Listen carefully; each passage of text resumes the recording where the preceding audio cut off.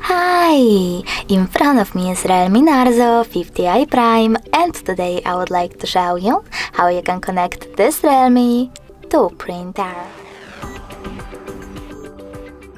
First of all, you need to access settings. Now choose connected devices. After that, select connection preferences and finally printing. Then you can click on default print servers or choose add service and download the best one for you.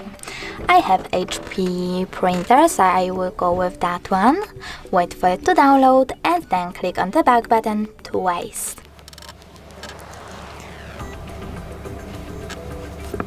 Now tap on preferable print service. I will go with HP and tap on this Twitter if it's not already on.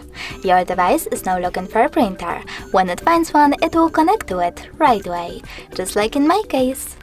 Thanks so much for watching. If you enjoyed this video, don't forget to leave a like, comment and definitely subscribe.